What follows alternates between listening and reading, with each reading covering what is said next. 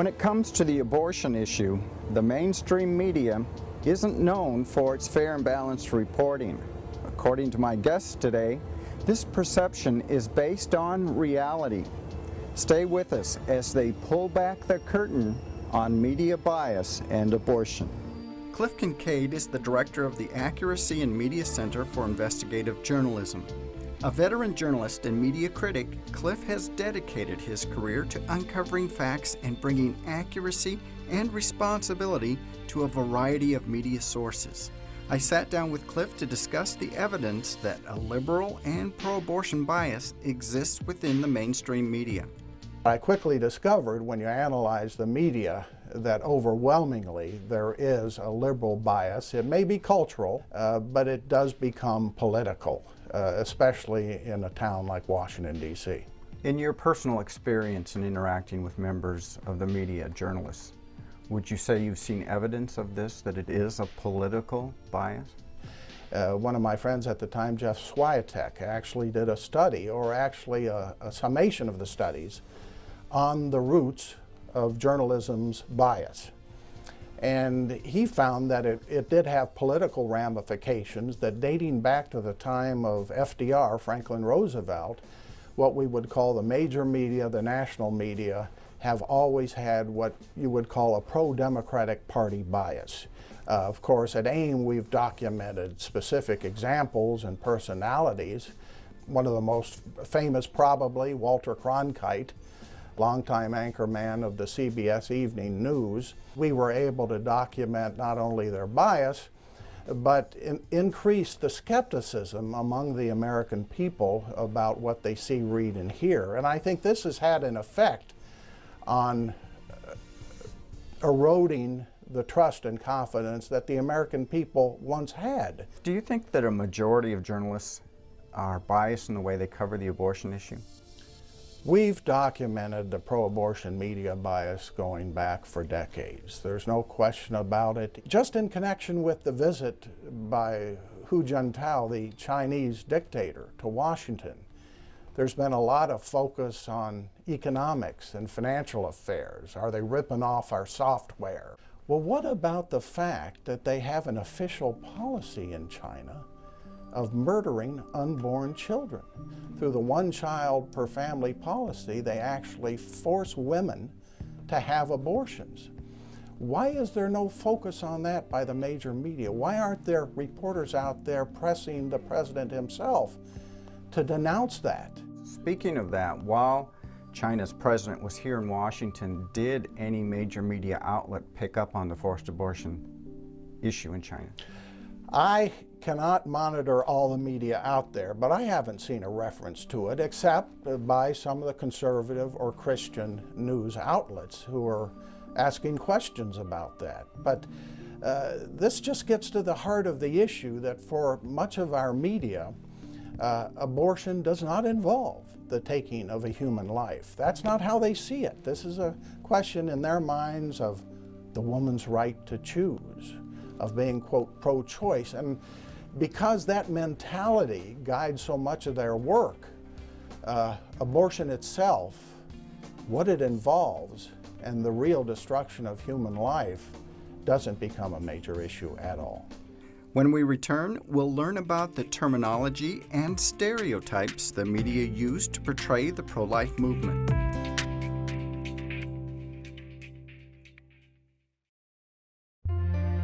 Look around you. We're surrounded by people who courageously face difficult obstacles life has thrown in their paths. Tune in each week to meet people who show there are positive, godly solutions to tough, critical situations. This Emmy Award-winning show tackles challenging life issues such as abortion, stem cell research, and adoption, and shows every human life is valuable and precious. Join us for inspiring stories of people facing life head-on.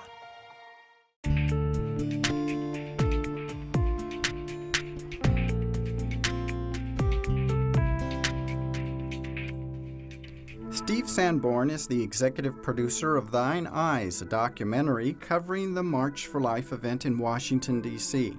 As a media consultant, Steve has studied how the media often negatively portrays the pro-life movement and how these stereotypes benefit the pro-abortion industry. It's sad, but I think that the average American is taking a lot of his information from the mainstream media and assuming it to be true or correct. When it comes to either silence with regard to abortion or the misrepresentation of what abortion is or what the pro-life cause is, without a doubt they aid the abortion industry in its endeavor to seek more and more profit. Give me some examples, if you will, of wording and phrases that they use to further a pro-abortion bias. Well, certainly they refer oftentimes to pro-life people as the anti-choice or the anti-choice group or an anti-choice person. You may know about Phil Klein, for instance, in the state of Kansas, and his battles in the state and with the media. And most recently, one of the stories published about him referred to him as anti-choice Phil Klein. Do you think that the media tries to paint a stereotype of the pro-lifer? Absolutely, without a doubt, the media has done, I think, a fair job of making stereotypes and painting stereotypes of people who are pro-life. A friend of mine, in fact, made comments about that when at the March for Life and seeing the opposite, obviously, of what's being described by the major media. And he said, you know, the media would have us believe that the average pro-lifer is an angry fat man yelling at a 12-year-old. I didn't think that you could put it any better than that. And I think that sums up what we all know and what we all hear from the media. There were no fat old angry men yelling at 12-year-olds at the March for Life in any year that I've been a part of. When we have terrible incidents of violence like an assassination in Phoenix, where the reports are automatically assuming that this so-called conservative right or a right wing or a Tea Party atmosphere is to blame, where that environment is involved with the violence that's taken place. It's clear, I don't think it's debatable that the media has its own agenda against conservative America. Do you think there's a lack of investigative journalism on the part of the media today? I would say investigative journalism on the part of liberal media is probably at an all-time low. It seems, and I say that coming from a standpoint as a media consultant. I say that in a sense where they're not really interested in doing the work of journalism as it has been known, but more or less would either like to be simply fed information that can be regurgitated, or they simply want to fabricate with their own biases. We were reminded of that with the Philadelphia District Attorney filing charges, murder charges, against a Philadelphia abortionist, complete with an almost 300-page investigative report by a grand jury that had been looking into his practices. This 300-page report, you have to wonder, why did it take a grand jury to investigate this? Where were the media? This guy's been in operation for almost 30 years in Philadelphia, killing women, killing their unborn children in gruesome ways. It's been called a house of horrors, his abortion clinic. And yet finally, we've got a 300-page report that's looking into this with photographs that are absolutely shocking. This is a heck of a story that all of a sudden has come to light because of the work of the district attorney in Philadelphia. And where have the media been? Well, fortunately, and surprisingly, in my view, the CBS Evening News with Katie Couric made this a big story. Do you think the gruesome details of this story are going to be so dramatic that even the biased pro-abortion media will cover it accurately? We'll have to see. There has to be follow-up here. This abortionist was operating like this for decades. So the media have a duty, have an obligation to follow up. They don't have to be pro-life to follow up. This is a matter of human life. This is a matter of being an adversary press and putting pressure on the government to explain where they were, why they let this go on for so long. And if it went on for so long in Philadelphia, Is it happening in other major cities? That's where the media have to follow up. Will they? Will they have the guts to do that? Will they have the courage? We'll try to keep the pressure on them.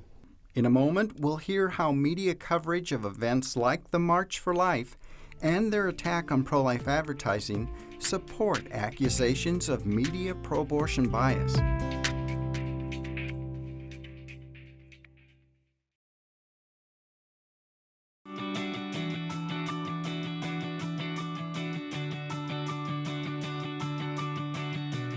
Whether you're a student needing answers, a parent needing help, or a concerned citizen wanting to make a difference, Life Issues Institute has the resources you need to put your values into action. Life Issues Institute is an international educational organization committed to protecting innocent human life. Life Issues Institute knows what it takes. That's why millions throughout the world turn here for help.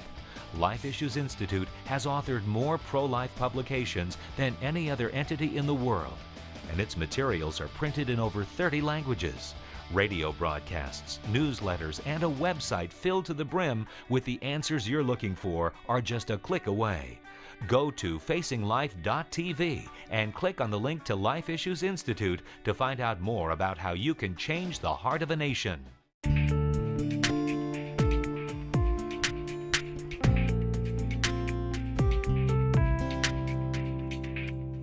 This year, Nancy Cordes tells us there is a big controversy over one of those ads, which features a football player and a hot political issue. In a new ad to air Super Bowl Sunday, Tebow talks about his mother's choice to give birth to him, despite doctors' concerns for her health. Dr. George Tiller was really vilified by the anti-abortion movement because he provided abortions late in pregnancy. It was in Wichita, Kansas. He was murdered by an anti-abortion extremist last year. So what you're asking, is this an isolated murder, or is this part of a larger campaign? Well, if the far edge of the pro-life movement is getting mainstreamed by candidates high-level candidates adopting their position, what do we need to know about the far edge of the anti-abortion movement? There are both sides being represented today, but it does appear to me, as I look at these signs, that which side is represented the most, Angie? Do we know?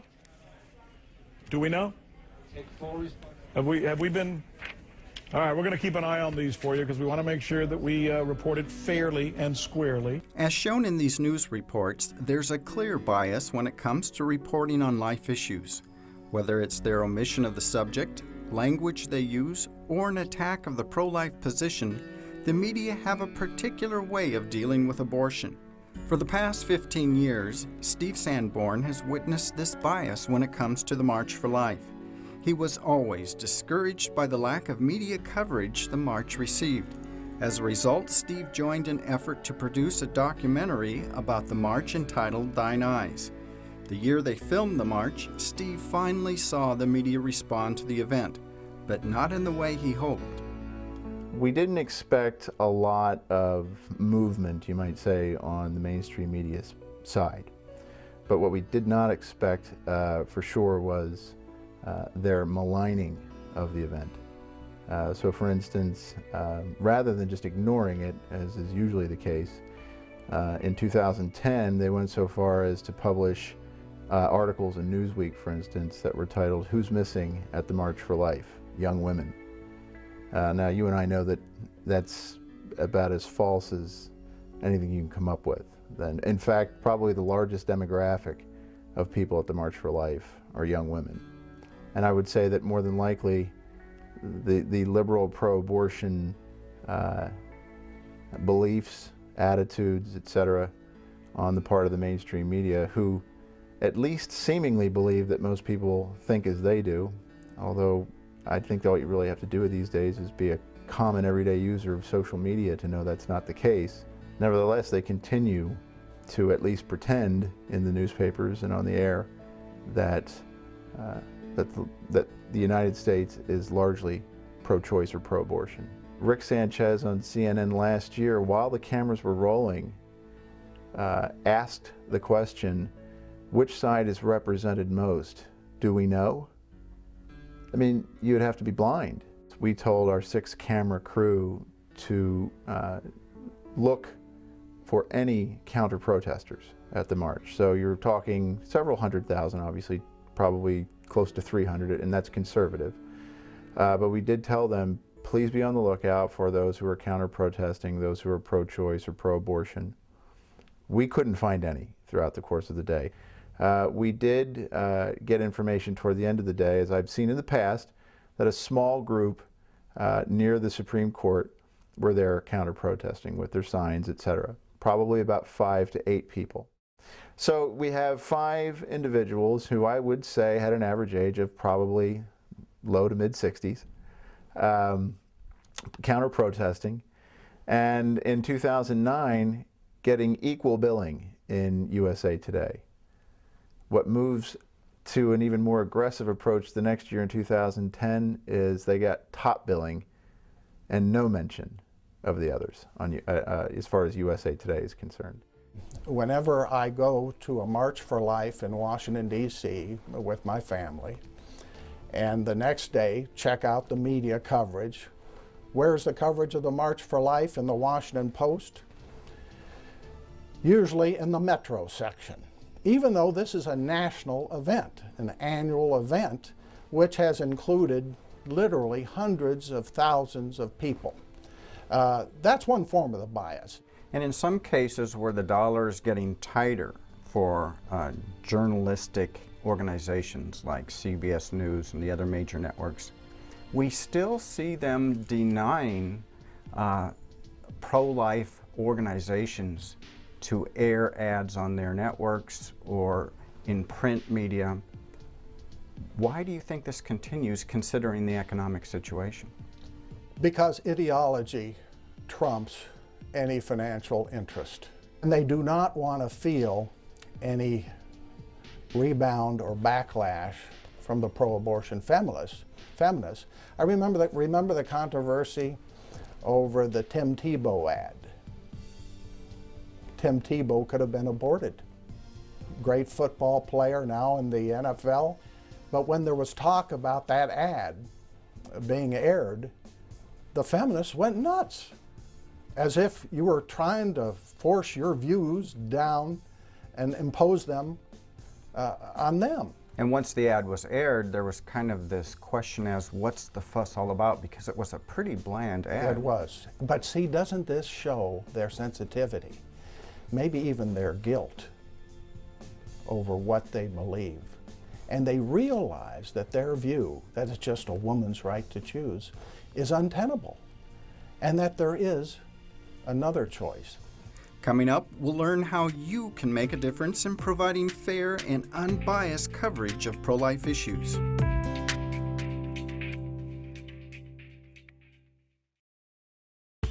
Look around you. Everyday heroes abound in our country. We're surrounded by people who courageously face difficult obstacles life has thrown in their paths. Tune in each week to meet people who show there are positive, godly solutions to tough, critical situations. We'll tackle challenging life issues such as abortion, stem cell research, adoption, and abstinence, and show that every human life is valuable and precious. Join us for inspiring stories of people facing life head-on.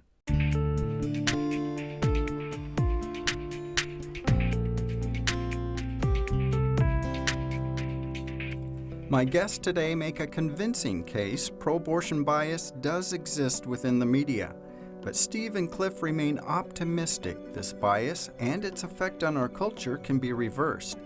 They believe Americans are turning to other sources of social and web-based media. As a result, they're learning the mainstream media isn't always unbiased or accurate. It's up to the average American citizen to hold our media accountable. There are so many things that ordinary people can do. We've talked about putting pressure on the media through citizens organizations like Accuracy in Media, perhaps encouraging your own children to go into the journalism business. I'm serious about that. That's not a joke. We need more conservatives and Christians in journalism, and that's going to change journalism from within. And of course, one of the advantages of today's media revolution is you don't have to be a member of the Society of Professional Journalists to be a reporter.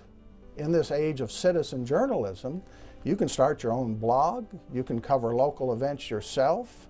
At the same time, you have to be factual, you have to learn who, what, when, where, why, how to report a story. But so many things can be done to counteract this bias. And by changing the coverage, I think we can change actions, change choices, try to clean up this horrible problem of over 50 million dead through abortion. I understand you have a new project that kind of fits into that alternative media niche. Right. Yeah, well, with this particular march in 2011 here in DC, I had been looking for a way to either cover the march again or to do something different. And so it occurred to me, you know, the average person has a video camera in their own phone. If I could just provide them the email list for media, they can be the reporter. They can be the citizen journalist with their own equipment. We're literally getting to points now where the technology and the delivery of the information rivals what we are used to seeing in as far as quality. You know, let's say no more buffering, that kind of thing when people are watching video. So the average person, be he 16 or 60, can take high quality photos